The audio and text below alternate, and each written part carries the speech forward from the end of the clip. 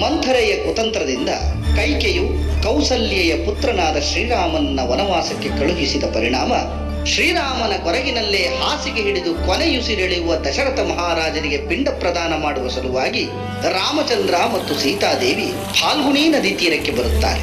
ಮುಂದೆ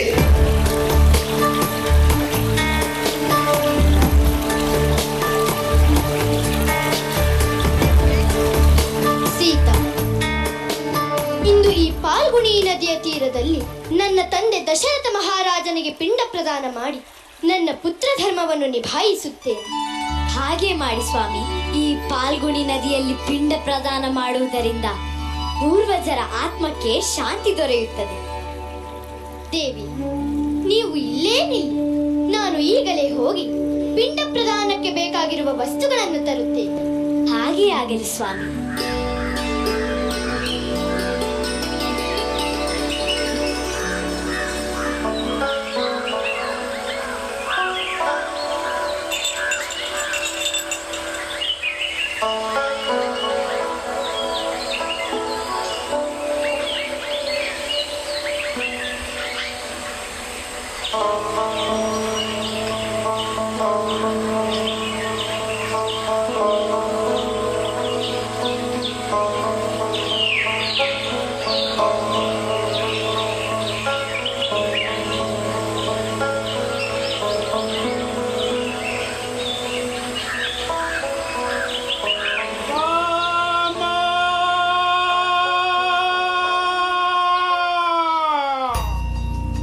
ಏನಿದು ಆರ್ತನಾದ?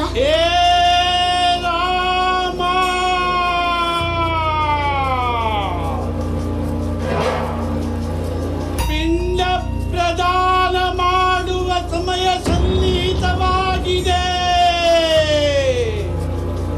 ಬೇಗನೆ ಪಿಂಡ ಪ್ರದಾನ ಮಾಡಿ ನನ್ನ ಆತ್ಮಕ್ಕೆ ಮುಕ್ತಿ ಕರುಣಿಸು ಪುತ್ರ. ಏನಿದು? ಸಾಮಗ್ರಿಗಳನ್ನು ತರಲು ಹೋದ ನನ್ನ ಸ್ವಾಮಿ ಇನ್ನೂ ಹಿಂತಿರುಗಿಲ್ಲ. ಆದರೆ ಇಲ್ಲಿ ನನ್ನ ಪೂಜ್ಯ ಸ್ವರೂಪರಾದ ಮಾವ ದಶರಥರ ಆತ್ಮ ಬೇಗ ನನಗೆ ಪಿಂಡ ಪ್ರದಾನ ಮಾಡದಿದ್ದರೆ ನನಗೆ ಮುಕ್ತಿ ಸಿಗುವುದಿಲ್ಲವೆಂದು ಅತೃಪ್ತಿಯಿಂದ ಪರಿತಪಿಸುತ್ತಿದೆ. ಹೀಗೇನು ಮಾಡಲಿ? ಅಯ್ಯೋ! ಏ ಸೀತಾ, ರಾಮನ ಅನುಪಸ್ಥಿತಿಯಲ್ಲಿ ನೀನೇ ನನಗೆ ಪಿಂಡ ಪ್ರದಾನ ಮಾಡು. ಶೀಘ್ರವಾಗಿ ನೆರವೇರಿಸು ಮಗಳೇ.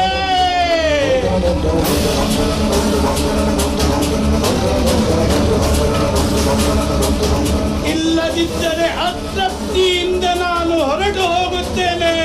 ಇಲ್ಲ ತಂದೆ, ನಿಮ್ಮಿಚ್ಛೆಯಂತೆ ಆಗಲಿ. ಆದರೆ ಯಾವ ಪದಾರ್ಥದಿಂದ ಪಿಂಡ ಪ್ರದಾನ ಮಾಡುವುದೆಂದು ನನಗೆ ತೋಚುತ್ತಿಲ್ಲವೇ? ಅಯ್ಯೋ! ಈ ಫಾಲ್ಗುಣಿ ನದಿಯ ತೀರದಲ್ಲಿ ಸಿಗುವ ಮರಳನ್ನೇ ಪಿಂಡವನ್ನಾಗಿಸಿಕೊಂಡು ತರ್ಪಣ ನೀಡುತ್ತೇನೆ.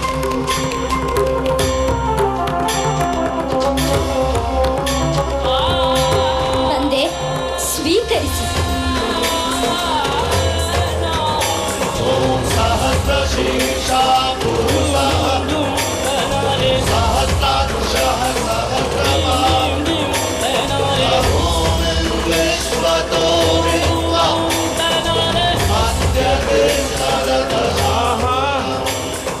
ಈಗ ನನ್ನ ಮನಸ್ಸಿಗೆ ಹಾಗೂ ಆತ್ಮಕ್ಕೆ ಮುಕ್ತಿ ದೊರೆಯಿತು ಮಗಳೇ. ಇನ್ನು ಮೇಲೆ ನಾನು ನಿಶ್ಚಿಂತವಾಗಿ ನೆಮ್ಮದಿಯಾಗಿ ಸ್ವರ್ಗಕ್ಕೆ ಹೊರಟು ಹೋಗಬಹುದು.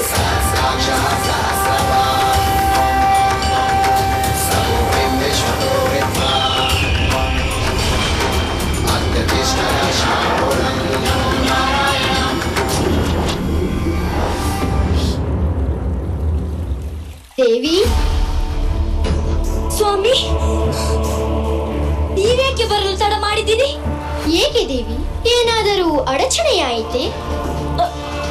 ಅದು ಅದು ನಿಮ್ಮ ಬದಲು ನಾನೇ ತಂದೆಯವರ ಪಿಂಡ ಪ್ರದಾನ ಮಾಡಿದೆ.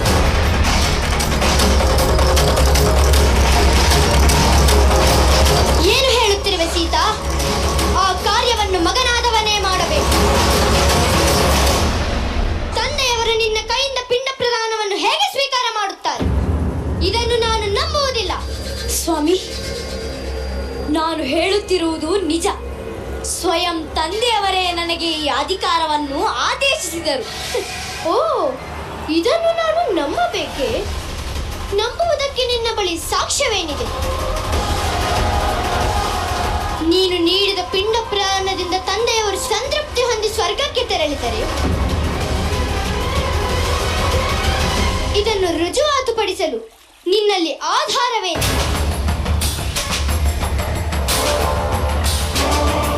ಆಧಾರ, ಸಾಕ್ಷಿ ಏನಿದೆ? ಸ್ವಾಮಿ, ಈ ಘಟನೆಗೆ ಮೊದಲ ಆಧಾರವೇ ಈ ಪಾಲ್ಗುಣಿ ನದಿ. ಪಾಲ್ಗುಣಿ ನದಿ? ಹಾ, ಆಗಲಿ, ಅದನ್ನು ಸಾಬೀತುಪಡಿಸಿ.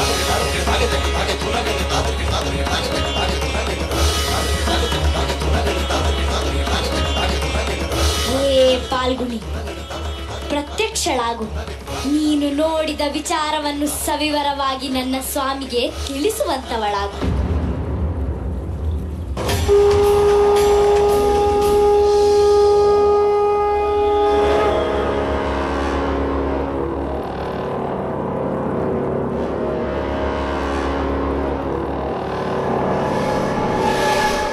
ಕ್ಷಮಿಸು ಮಾತೆ, ಇಲ್ಲಿ ನಡೆದ ಯಾವುದೇ ಘಟನೆಯನ್ನು ನಾನು ನೋಡಲಿಲ್ಲ. ಹೇ ಪ್ರಭು ಶ್ರೀರಾಮಚಂದ್ರ, ನಾನು ನನ್ನ ಮೈಯ ಕೊಳೆಯನ್ನು ತೊಳೆದು ಶುಚಿಯಾಗುವುದರಲ್ಲೇ ಮಗ್ನಳಾಗಿ ನನ್ನ ಅಲೆಗಳ ಜೊತೆ ಆಟವಾಡುತ್ತಾ ಮೈ ಮರೆತಿದ್ದೆ. ಆದರೆ ಸೀತಾ ಮಾತೆ ಯಾವ ಕ್ಷಣದಲ್ಲಿ ಪಿಂಡ ಪ್ರದಾನ ಮಾಡಿದಳೆಂದು ನಾನು ಗಮನಿಸಲಿಲ್ಲ.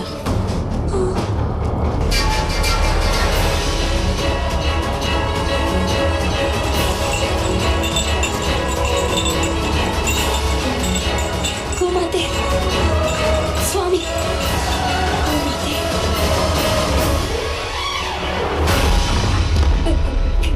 ಗೋಮಾತೆ, ನೀನಾದರೂ ನನ್ನ ಪರವಾಗಿ ಸಾಕ್ಷಿ ಹೇಳುವೆಯಾ?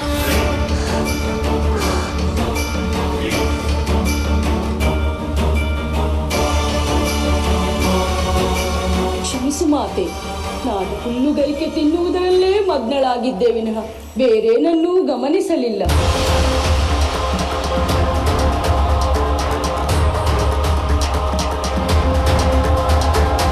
ನೀವು ಬೇರೆ ಯಾರನ್ನಾದರೂ ಕೇಳಿಕೊಳ್ಳಿ.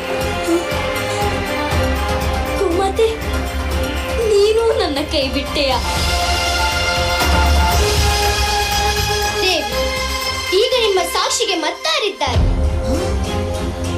ಹಳಿಮರ, ಹಳಿಮರ. ಹೇ ವಟವೃಕ್ಷವೇ,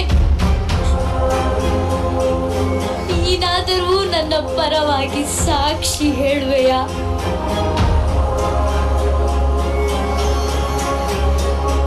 ದುಃಖಿಸದಿರು ಮಾತೆ, ನಾನು ಏನನ್ನು ನೋಡಿರುವೆನೋ ಅದನ್ನು ಪ್ರತ್ಯಕ್ಷ ಹಾಗೂ ಪರೋಕ್ಷವಾಗಿ ವಿವರಿಸುತ್ತೇನೆ. ಹೇ ಪ್ರಭು, ಮಾತೆ ಸೀತೆ ನಿಜವನ್ನೇ ನುಡಿಯುತ್ತಿದ್ದಾಳೆ. ನೀವು ಅರ್ಘ್ಯ ನೀಡುವ ಸಲುವಾಗಿ ಹೊರಗೆ ಹೋದ ಸಂದರ್ಭದಲ್ಲಿ ಮಾತೆ ಸೀತೆ ನಿಮ್ಮ ತಂದೆಗೆ ಪಿಂಡ ಪ್ರದಾನ ಮಾಡುವ ಸಮಯವಾಗಿತ್ತು. ಹಾಗೂ ಅವರ ಆಜ್ಞೆಯ ಮೇರೆಗೆ ಮಾತೆ ಸೀತೆ ಪಾಲ್ಗುಣಿ ನದಿ ತಟದ ಮರಳನ್ನೇ ಪಿಂಡವನ್ನಾಗಿಸಿಕೊಂಡು ಪಿಂಡ ಪ್ರದಾನ ಮಾಡಿದ್ದನ್ನು ನನ್ನ ಕಣ್ಣಾರೆ ನೋಡಿದ್ದೇನೆ. ವಟವೃಕ್ಷವೇ, ಧನ್ಯಳಾದೆ. ಹೇ ವಟವೃಕ್ಷವೇ, ನೀನು ನೋಡಿದ್ದನ್ನೆಲ್ಲ ನಮಗೆ ತಿಳಿಸಿದ್ದಕ್ಕಾಗಿ ಧನ್ಯವಾದಗಳು. ದೇವಿ, ನಿಮ್ಮ ಮಾತುಗಳನ್ನು ಗಣನೆಗೆ ತೆಗೆದುಕೊಳ್ಳದೆ ಅವಿಶ್ವಾಸಗೊಳಿಸಿದ್ದಕ್ಕಾಗಿ ಕ್ಷಮೆ ಇರಲಿ. ಬನ್ನಿ ಹೋಗೋಣ. ನಿಲ್ಲಿ ಸ್ವಾಮಿ. ಕಣ್ಣಾರೆ ನೋಡಿದ ಘಟನೆಯನ್ನು ನೋಡಿಲ್ಲವೆಂದು ಈ ನದಿ ಗೋವುಗಳು ಸುಳ್ಳಾಡಿ ನನಗೆ ಅಪಮಾನ ಮಾಡಿದರು. ಅದಕ್ಕಾಗಿ ನಾನು ಇವರಿಗೆ ಶಾಪ ನೀಡುತ್ತಿದ್ದೇನೆ.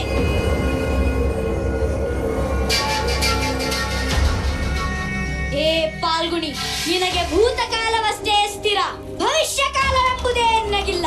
ಅಲೆಗಳ ಜೊತೆ ಆಟವಾಡುತ್ತಾ ಮೈ ಮರೆತಿದ್ದೆ ಎಂದ ನಿನ್ನ ಒಡಲಿನಲ್ಲಿ ಒಂದು ಹನಿ ನೀರು ಕೂಡ ಸಿಗದ ಹಾಗೆ ಭವಿಷ್ಯದಲ್ಲಿ ಅಂತರ್ಮುಖಿಯಾಗಿರುತ್ತೀಯಾ?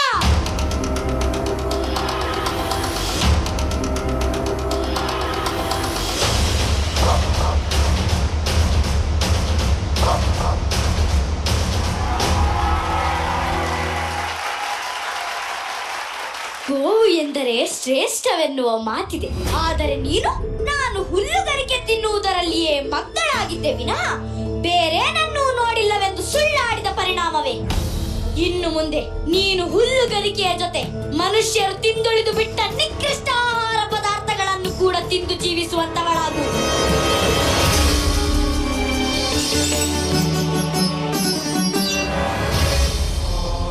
ವಟವೃಕ್ಷವೇ, ನೀನು ಸತ್ಯ ಹೇಳಿದ್ದರಿಂದ ವೃಕ್ಷಗಳಲ್ಲೇ ನೀನು ಶ್ರೇಷ್ಠನಾಗುವುದಲ್ಲದೆ ದೈವ ಸ್ವರೂಪಿಗಳಾದ ದೇವತೆಗಳ ಪಾಲಿಗೆ ಸೇರುವಂತವನಾಗು. ಭವಿಷ್ಯದಲ್ಲಿ ಎಲ್ಲಾ ಹೆಣ್ಣು ಮಕ್ಕಳು ನಿನ್ನನ್ನು ಪೂಜಿಸುವಂತಾಗಲಿ. ಹಾಗೆ ಯಾರು ನಿನ್ನನ್ನು ಪೂಜಿಸುತ್ತಾರೋ ಅವರ ದಾಂಪತ್ಯ ಚೆನ್ನಾಗಿರಲಿ. ತಥಾಸ್ತು.